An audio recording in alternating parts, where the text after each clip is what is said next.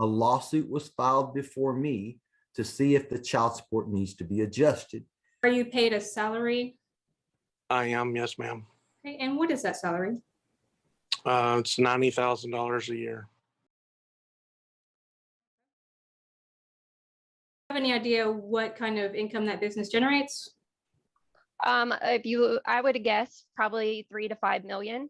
Miss Bobby Joe Carpenter and Mr. Joshua Birch, please raise your right hands. Do you solemnly swear the testimony you're about to give is the truth, the whole truth, and nothing but the truth? Yes, sir. Yes, sir.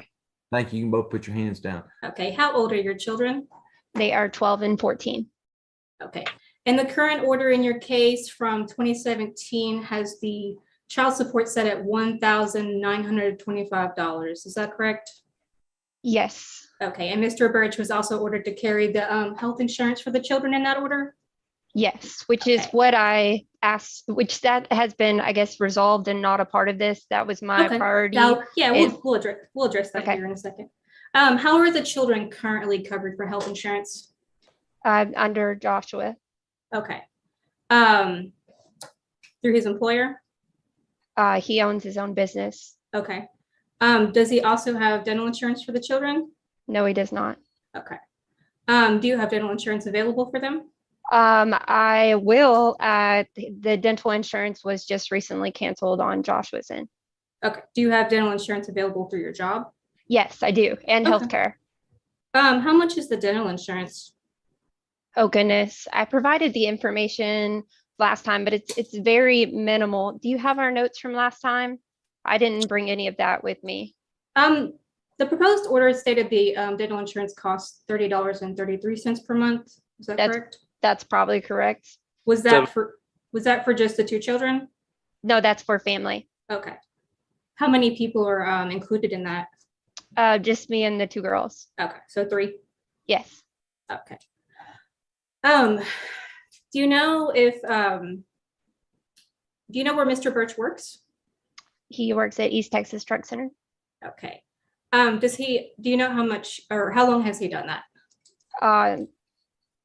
I really don't know. I mean, it's been several years now that he's owned it. I would probably guess, if I was to guess, probably 5 to 7 years. Okay. And you said that he owns that business? Yes, he also owns other businesses as well. I'm not really fully aware of what all businesses that he does own. Okay. But I do know for a fact he does own East Texas Truck Center, and he does have a business in Nacogdoches and a business in Baytown. Okay. Is the East Texas Truck Center, is that his main source of income? Yes, Okay. And you stated he's the owner of that business? yes, that's correct. Do you have any idea what kind of income that business generates? I would guess probably 3 to 5 million. I did submit, and I'm not sure if you received it yesterday. I did get online and look at the appraisal districts for his property values. Did you receive that? I did receive it. Okay, so as far as his property values, which like I said, I can't state as to far as his revenue because it is an LLC and the financial information is not available. But I will say, like, as far as property owned in Baytown, per the appraisal district, it's 1.1 million. In Nacogdoches, he owns 5 properties, 3 of which were just acquired in December 15th, 2021. Ms. Carpenter, stop. Yes. Ms. Simone, I need you to ask questions. Yes, sir. Thank you. Sorry. Okay, you stated that he owns other businesses. Do you know what the businesses are, or what the name of the businesses are? I can, if you look at his LinkedIn accounts. I don't have that available. Sorry. Okay, I'm pulling it up right now.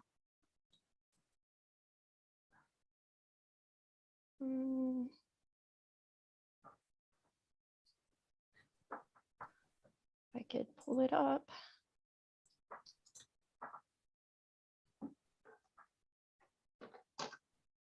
I'll look it up on my computer. It's a lot faster internet. So, Ms. Carpenter, this information that you're about to give me is something that you're looking up from somewhere else? The businesses owned is that's just okay. from This his is my question. LinkedIn account, Stop, Ms. president. Carpenter.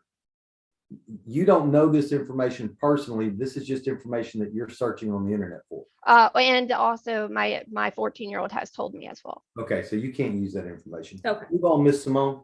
I'm gonna go ahead and pass the witness. Okay, yeah, let's see if you can find somebody that actually has direct knowledge of what it is that you're trying to do here. Yes, Go sir. ahead. I will call Mr. Birch. Now, we just saw a classic evidentiary roadblock. LinkedIn screenshots and a teen statements are hearsay without a sponsoring witness or authentication. The judge wants direct knowledge, someone who actually knows the companies, the ownership, and the income. In child support modifications, you can't win with internet breadcrumbs. You need admissible proof. Tax returns, K-1s, W-2s, and 1099s, corporate financials, CPA letters. Strategy tip: subpoena the records or call a custodian. Question: should courts ease rules for prosy parents, or do strict standards protect both sides from rumor-driven evidence?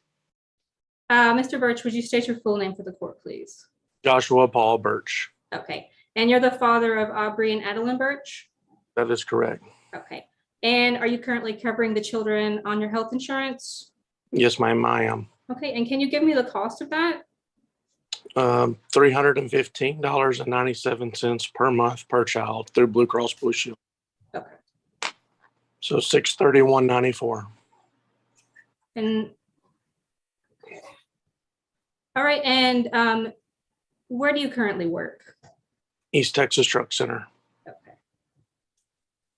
And are you the owner of that business? I'm a minority owner in that business. Okay. Are you paid a salary? I am, yes, ma'am. Okay. And what is that salary? It's $90,000 a year. Okay. Anchor Point established $90,000 salary. For guideline child support, the court starts with current provable income, not speculation about business riches. That means regular pay stubs, not assumptions about lifestyle. And if you're challenging this number, you must show hidden or additional compensation, bonuses, draws, perks, or owner distributions. No documents, no increase. If you were opposing counsel, what's your next move? Press for payroll records and prior returns, or pivot to medical dental cost allocations where the facts are cleaner? Do you own any other businesses besides the East Texas Trucking Center?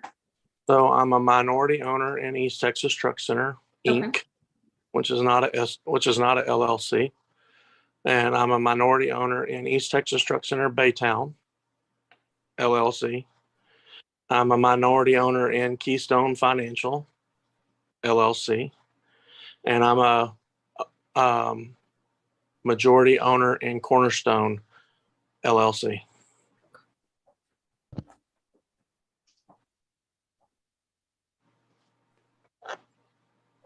Do you receive any other type of revenue from East Texas Truck Center besides your salary? No, ma'am. Unless there's a dividend given, but we haven't given dividends. Okay. Key nuance: he's a minority owner in multiple entities and claims no dividends/salary from them. Ownership alone isn't income. Courts look for actual cash flow, dividends, guaranteed payments, imputed perks, vehicle, housing, or retained earnings accessible to the parent. To pierce that, you'd demand K-1s, corporate returns, and distribution ledgers. Without them, the $90,000 stands. Be honest. Do you think minority owners should be assessed on company profits, or only on what actually hits their bank? Do you make any income from the Keystone Financial? No, ma'am. There's no salaries or dividends given from that either. It's a startup company. And do you make any income from Cornerstone Financial? No, ma'am. Same thing. It was also established last year. Okay. And you said Keystone, when was that established? Keystone was actually established in 2000. I thought you said Keystone the first time. My Yeah, apologies. I did. I'm sorry. Keystone was established in 2018. Okay. I'm a minority there as well. And you have not received any income from Keystone to the state? No, ma'am. Okay. I'll go ahead and pass the witness. All right, your next witness. I have no further witnesses. The state rest? Yes. Okay. Your motion's denied. And there's the gavel. Motion denied. Why? The moving party must prove a material change with competent evidence. Compare old income to new, tie it to records, and quantify the delta. Tossed out numbers and property valuations don't meet that burden. This wasn't a close call, it was a proof problem. Lesson for viewers: modifications live or die on documents and witnesses, not vibes. What would you have filed? 3 years of tax returns, CPA testimony, or an owner compensation audit? Mr. Birch, Ms. Carpenter, I've just denied the state's motion to adjust the child support in this case. They have to put on evidence to show me that there's some kind of change in income, and I heard nothing that leads me to believe that there's been a change. So the state not meeting its burden is therefore the motion is denied. If any party is dissatisfied, no, that's okay. I don't need to hear anything. If I'm any, not understanding what's denied, sir, the new order or the old order? I'm denying the state's, there's no new order, Mr. Birch. Yes, sir. You and Ms. Carpenter and the state were not able to come to an agreement. And Yes, so sir. a lawsuit was filed before me to see if the child support needs to be adjusted. The laws in this state are very simple. The state or whoever it is that's moving, asking me to adjust the child support has to prove what your old income was, where it came from, and the circumstances behind it, and then compare it to the new information that you have. And I find that the state has completely and utterly failed to do that. They haven't proven anything to me. They've thrown out some stuff, but nothing with any concrete or significant basis. And therefore, I'm denying the motion because they haven't met their burden of proof. They haven't proven to me that there's been any kind of a change. So any party has the right to appeal my decision. Your appeal must be filed with the Orange County District Clerk's Office. It has to be filed in the next 3 business days. And you have to make sure that you specify in your appeal what part of my ruling you disagree with. And you're also responsible for making sure. The judge explains the appeal window and exactly what to challenge. Translation: if you think he misapplied the burden, cite the record, what evidence you offered, what was excluded, and why it mattered. Practically, appeals are costly and slow. Smarter move is often to refile with proper exhibits and subpoenas. If you lost today due to thin proof, would you appeal on principle or regroup, build the paper trail, and come back stronger? That a copy of that written appeal is sent. Bobby, Let me finish, Mr. Birch. And you're also responsible for sending a copy of that written appeal to all the other non-appealing parties. All right. Now, Mr. Birch, what were you going to say? If her medical is obviously cheaper than what I'm providing at $631 per kid, and she's at $291 per kid, is there a way that instead of me paying Blue Cross Blue Shield the $631, that I could pay her the $291 for the medical? If y'all can sit down with the AG's office and come up with another agreement, you have my permission to do so, but I'm denying this motion. So you'll have to start over in regards to that issue, okay? Smart question from Dad about medical coverage costs. Can they restructure so he pays Mom's cheaper plan instead of his pricier Blue Cross? Judge says, work it out with the AG's office. This is where cooperation beats litigation. Same coverage outcome, lower total spend, better cash flow for both homes. Yet if you were negotiating, would you trade a medical premium adjustment for stability on base support, or keep fighting numbers and risk another denial? Yes, sir. Yes, sir. Anything else? And that's a very good question, Mr. Birch. And I hope that you and Ms. Carpenter are able to sit down and get that hammered out to make sure that we've got good medical insurance and good for the both of you. So it's good for you financially as well as from your situation that you're in regard to the 2 children. Okay. Yeah. Ms. Carpenter, do you have any questions? No, I mean, the priority was the medical. All I right. mean, that was my major point. All right. Can you explain your relationship to him? I am Robert's ex-girlfriend. Okay. How long did you guys date? We dated for about 9 months. 9 months. During that period in the 9 months, did you witness any illegal activities? Yeah.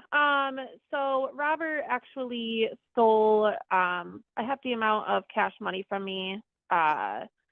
And he ended up posting nude pictures of me online, which I currently have a case against him for. Bottom line, the state failed its burden, so support stays as is on a documented $90,000 salary. Minority ownership didn't move the needle without dividends or proof of distributions. The door remains open to renegotiate medical costs, a practical win if they execute. Takeaway: bring receipts, pay stubs, tax returns, K1s, corporate records, or expect a hard no. If this breakdown helped decode the ruling, hit like, tell us if the judge got it right, and subscribe for more sharp courtroom analysis.